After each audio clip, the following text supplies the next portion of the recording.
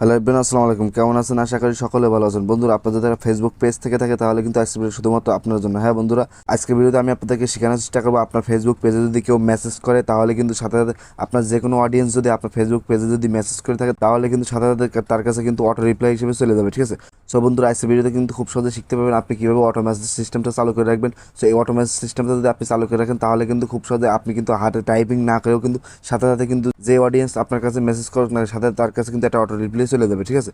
So auto reply যদি চলে যায় সাথে তাহলে কিন্তু আপনার কিন্তু অনেকটা এঙ্গেজমেন্ট কিন্তু বেড়ে যাবে অবশ্যই। তো আমি কিন্তু আপনাদেরকে সংক্ষেপে দেখানোর জন্য সরাসরি কিন্তু আমি ফেসবুক অ্যাপে চলে যাচ্ছি। ফেসবুক অ্যাপে চলে যাওয়ার পর কিন্তু আমার পেজে কিন্তু আমি একটা মেসেজ দেবো, সাথে সাথে কিন্তু অটো রিপ্লাই আসে কিন্তু আপনারা দেখতে পাবেন। ঠিক আছে?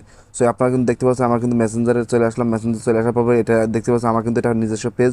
সো আমি কিন্তু আমার এই পেজে ছোট্ট একটা কিছু লিখবো, লেখার সাথে সাথে দেখুন আপনারা কিন্তু অটো মেসেজ আসে কিনা। ঠিক আছে? তো টাইপিং করে দিলাম আমি। এই দেখুন অলরেডি কিন্তু টাইপিং করে দিলাম, দেওয়ার সাথে সাথে কিন্তু এখনই দেখবেন যে সাথে সাথে কিন্তু আমার সামনে কিন্তু একটা অটো মেসেজিং চলে আসবে। ঠিক আছে?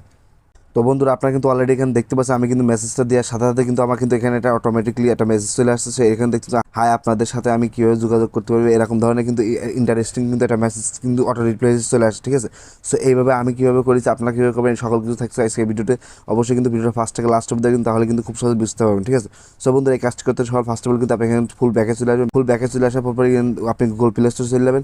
সো গুগল প্লে স্টোর চলে যাওয়ার পর এখানে সার্চ বার পেয়ে যাবেন। সার্চ বার পেজটা ক্লিক করে দেবেন।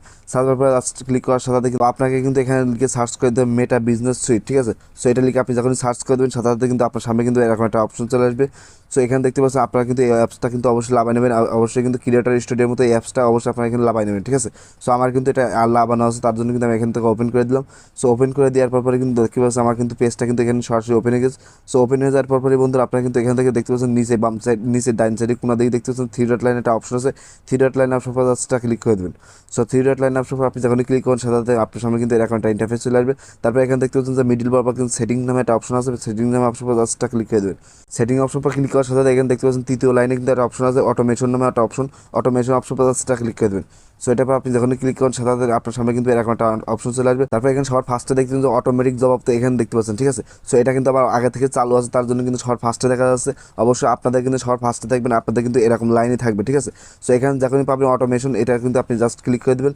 সো ক্লিক করার সাথে সাথে আপনারা কিন্তু এখানে দুইটা অপশন দেখতে পাবেন, দুইটা বক্স, খালি বক্স। তো অবশ্যই কিন্তু এই দুইটা খালি বক্স কিন্তু আপনাকে টিকমার্ক করে দেবে। ঠিক আছে? তো টিকমার্ক হয়ে যাওয়ার পর এখানে দেখতে পাচ্ছেন আমাদের যে মেসেজটা যাবে সেই মেসেজটা কি অবশ্যই আপনারা এখানে পড়ে নেবেন। এই মেসেজটা যদি আপনার ভালো লাগে তাহলে এই মেসেজটা রেখে দেবেন, আর যদি না ভালো লাগে তাহলে এখানে আপনি এডিট করতে পারবেন। ঠিক আছে?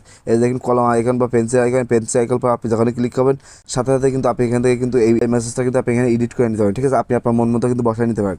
সো বন্ধুরা, অলরেডি আপনার যখন বসানো হয়ে যাবে মন মতো, তারপর এখান থেকে আপনি সেভ নামে একটা অপশন পেয়ে যাবেন নিচেই। তো সেভ নামে অপশন আপনি যখন ক্লিক করেন সাথে সাথে কিন্তু এই মেসেজটা কিন্তু আপনার সেভ হয়ে যাবে। ঠিক আছে?